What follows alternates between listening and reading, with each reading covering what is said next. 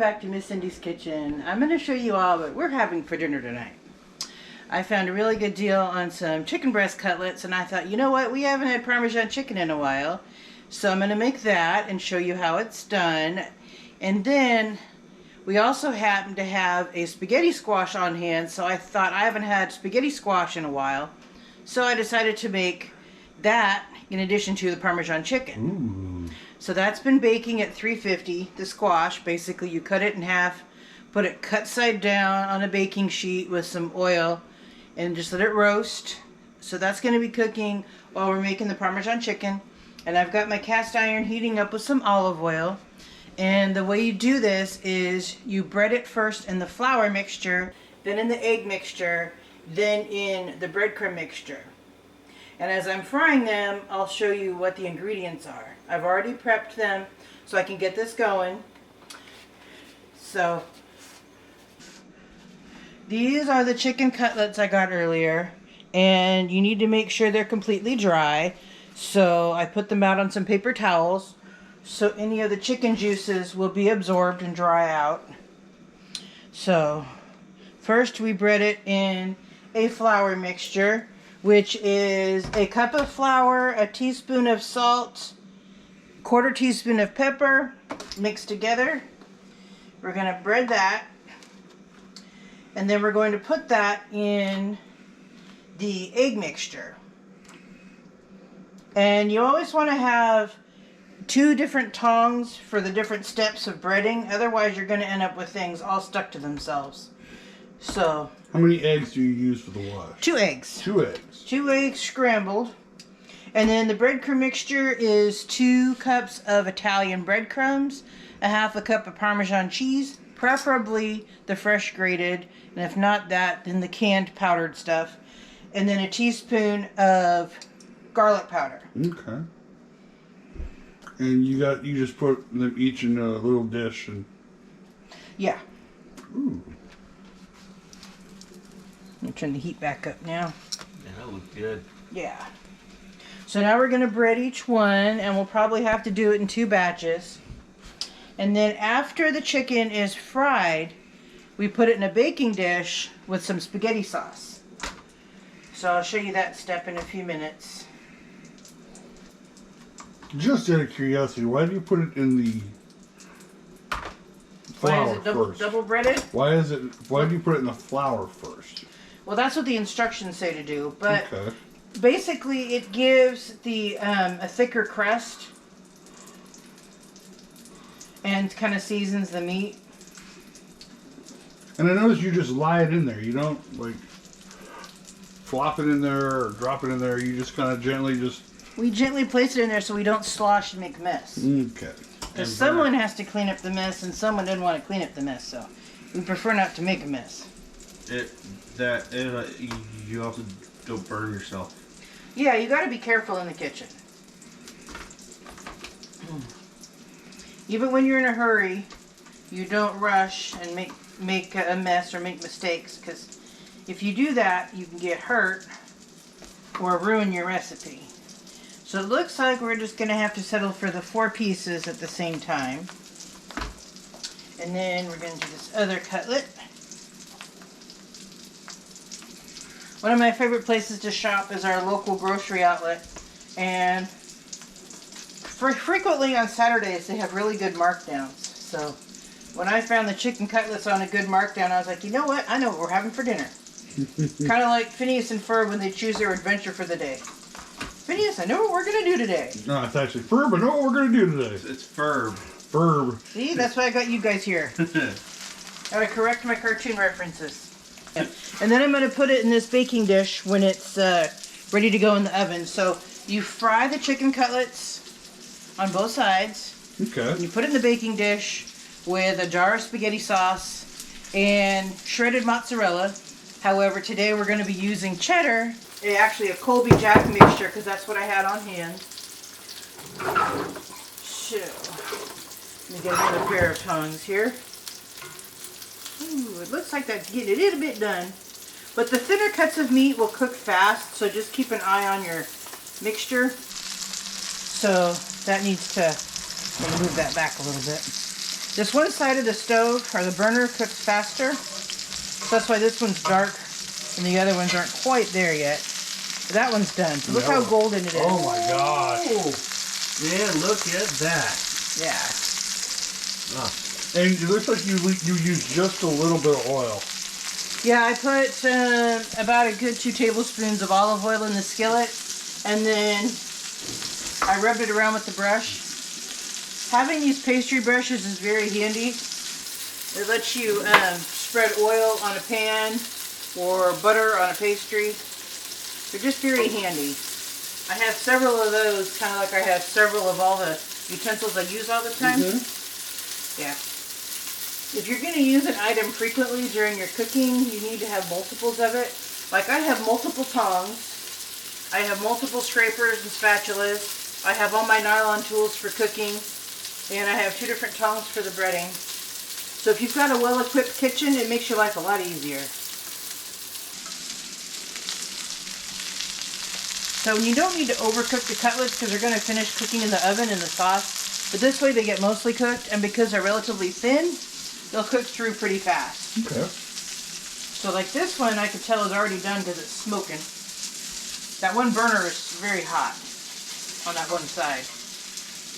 So these are done. So I'm going to put the other ones in there. And you can already tell it's got a good crust going on. So while those ones finish up, I'm going to get the other ones started. Ooh. And one of these days we'll show you all how to make fried eggplant. But it's kind of the same process. So make sure you like and subscribe and share this channel to your friends. And give us all the exposure that we need so everybody can see all of our yummy recipes. And people just starting out will learn how to cook. Because some people don't learn to cook at home. They need to learn to cook when they're out on their own. And I think the best way to learn is by watching other people. So, and you know what I'm going to do is I'm going to get the paper towels and clean out the skillet like we did on our hamburger episode. As you can tell, it's a little on the smoking side. The skillet's gotten really hot, and so the other bits are going to burn and are going to make the chicken look funny on the next round. So unless you want your chicken looking funny, you need to clean out your skillet between batches of meat. And make sure it isn't wearing a red nose either. Yeah. Yeah, we don't want it to be too funny. Alright. So, that's a little bit on the hot side. So I'm going to put some more oil in there. I was actually worried it was gonna like splatter. I and actually sizzle. did too. I thought it was just gonna go. Yeah, it's okay. I'm used to this. Okay, so now we're going to put this other cutlet in there. Alright. See, it didn't sizzle too much because I turned the heat down to avoid that. So just be mindful of your stove temperature. And the recipe called for 2 cups of breadcrumbs, but I honestly don't think it needs that much.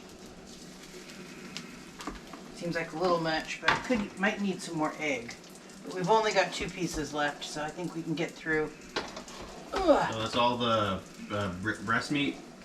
Yep, it's thin sliced breast meat. And this one is like almost paper thin. Good grief. And oftentimes when I make like chicken burgers out of fresh chicken breasts, I will cut them in half and then cut them in half horizontally, so that way you end up with 4 burger-sized pieces out of a full chicken breast. Because most chicken breasts nowadays are close to a pound, and nobody needs to be eating a pound of meat at a meal. So one of those will make 4 sandwiches if you separate out your chicken like that. Maybe a chicken burger will be in another episode. Yeah. So if you find a really good buy on chicken, there's so many ways you can fix it. Especially chicken breast. It's very lean and it's really good for casseroles, for chicken patties or chicken Parmesan. This one is hard to get rolled in the egg because it's kind of really thin. It's trying to like. It's trying to escape. Well, no, it's rolling like rolling itself up. Yeah. All right, so that's done, and let me check on these. Whoops. These are probably done by now. Oh wow. See, this one I didn't get all of the cooked bits out of the skillet, so it got a little done on that one side, but it's all good. It's going to have the moisture of the spaghetti sauce to help it get moist. So, and another tip is when you have a skillet, you want to make sure your oil is hot before you add the food, because that way it doesn't stick to the oil and stick to the pan. So, there's a little bit of science to cooking as well as practice and skill. See, it called for 2 cups of breadcrumbs. I don't think we needed that much breadcrumbs. I could have gone away with just maybe 1 or 1.5 cups. Because now that it's cross-contaminated, you can't use it. You can't use it. So. Alright. And I think I needed more oil on this second round, but that's okay. And this little cutlet is so thin, it's already pretty much done. So I think since I have 4 pieces of chicken, you can look over here, I'm going to put the sauce on in 2 layers. So that way they all get coated. So this is just a can of spaghetti sauce, nothing fancy. So cover those, and then I'm going to add these other ones to it. So,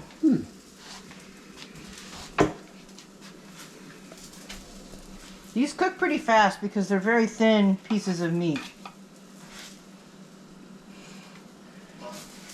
And I believe all 8 pieces were less than 1.5 pounds. Excuse me. So, you don't need a lot of meat to feed your family. People think you need a big, huge piece of meat. Excuse me. Basically, the size of your hand Yeah. is a serving size for meat. So if you have a 1-pound chicken breast, you cut it in half and then you slice it into another piece. And that way, it can make several sandwiches out of 1 chicken breast. Because, you know, nowadays chicken breasts, well, chickens in general, the commercially farmed ones that is, they're fed so much growth hormones, the chicken breasts are like this big around. And people moving here from other countries go to buy chicken and they're shocked at how big the chicken breasts are. Because people are expecting these little chicken breasts like they get in Europe, but now the American ones are like these big ones, so half and then half again, and that makes a good amount of chicken for your family. You know Americans, we like to go big. That is why Americans are about 100 pounds heavier than Europeans. Because Europeans go for quality versus quantity. Here, everybody thinks they need to eat a lot. So anyway, this is, I put Parmesan on it. Mm-hmm. And now I'm going to put cheese on it. And mozzarella is the ideal one for this, or provolone. However, I got to use what I have on hand because I forgot about the Parmesan and the mozzarella when I was at the store. So, this is going to bake for about 20 minutes. And by the time that is done in the oven, the spaghetti squash should be done. So, we'll be back with you soon. Alright. And our food is done cooking, and it was actually 450 degrees for 15 minutes. So let me pull out the Parmesan chicken and the squash.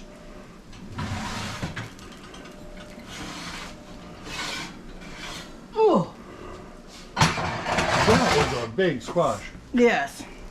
It's kind of like cutting up a pumpkin or a watermelon. Oh my gosh. Ooh. Oh wow. That looks good. Yeah. Watch your shins. Alright, so once you get in a good look at that. Wow. Alright. Whoops. I have about 6 pairs of these kind of tongs with the rubber tips because when you cook a lot, you use a lot of tools. So, sorry, but I'm going to be in front of this camera for a second. But you can get it from this view. Oh my gosh. Teeny. Yeah. I'm going to switch this puppy over to the other side. And it looks like it's just softened. Yeah. You pretty much have to roast squash in order to cook it. And the spaghetti squash, it's called that because the flesh turns into long strands. So I'm gonna have to keep switching around because I'm on the stovetop here. But look. Oh, Look wow. at that. So we're gonna scrape the flesh of the spaghetti squash. See, look at that. If it doesn't stop spinning when you try to. I know, it's extremely hot. Let me get a something to put the stuff in.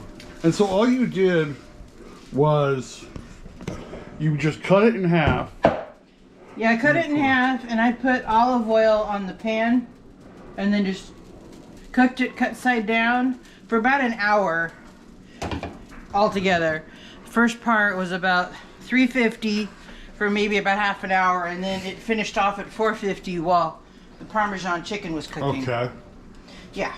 So you do this, get some of the flesh scraped up. So I'm just gonna put it in a bowl. It shreds pretty easy. Did you put anything on the squash? No, I did just olive oil. Just olive oil. Yeah. So look at that beautiful squash. My gosh. It is delicious. I think spaghetti squash tastes kind of like butternut, but a little bit like zucchini. So, alright. You just scoop it up and put it in a bowl. Yeah. So we'll go ahead and make a plate and show you all what it looks like. And then we'll go back and finish the scraping the flesh. I know. Sounds like a horror film. Scraping the flesh. Whoops. Or a band. Oh, yeah. Yeah. That's true, too. Yeah. Well, there are some very unique band names. So we're going to put the squash on a plate. Did you put anything on it, you know, for like... We could. We put some seasoned salt. A little bit of seasoned salt. And then we can get up a piece of the Parmesan chicken. I have all the tools next to the stove to make it nice and convenient. So we're going to serve it on top. Okay. And for some reason I just denuded this poor piece of chicken of its topping. It's looking at me like, I'm naked, put it back. And then when we were shopping earlier, we got 2 bags of this Tangerine Crunch chopped salad kit. Both of them were $3 off, so they were a net price of 69 cents. So, along with our bargain chicken, we're going to have a bargain salad. So you can have a tasty, healthy dinner without breaking the bank. And plus, it's relatively carb healthy because the only carbs are the breading on the chicken. So this is our beautiful Parmesan chicken with spaghetti squash. So let's get a fork, and then I'll hold the camera while you do a taste test. Ooh. Unless you want me to taste it. Here, you can taste it. I'll taste it. Alright. Turn it around. Turn around. Alright. Okay, look at that food. Yep. So, I'm going to take a little bit of the squash first. Right now I'm looking at your feet, so I'm going to look at your face. Yeah, my feet, they're not necessarily going to be eating the food. Super, super hot. No. Sorry.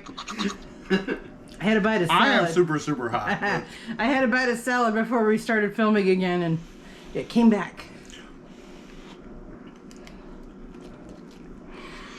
It's super, super hot. Well, I told you it was hot. You could take a smaller taste. Oh, do you mean a smaller bite? Yes, a smaller bite. So what do you think? Pretty good. Yeah. All right. So, shall we close it out? Let's close it out. All right. So, thank you for joining us again to show you what we're having for dinner and how we save money in this crazy economy of ours. So, please like and subscribe and share to your friends, and come back again soon for our next episode. Thank you for watching Miss Cindy's Kitchen. To get more recipes like this one, subscribe to the channel and hit the bell for notifications when new videos are uploaded. Share it out to your friends, family, neighbors, and leave us a comment to let us know how this recipe worked for you. And don't forget to hit that like button. Again, thank you for watching Miss Cindy's Kitchen.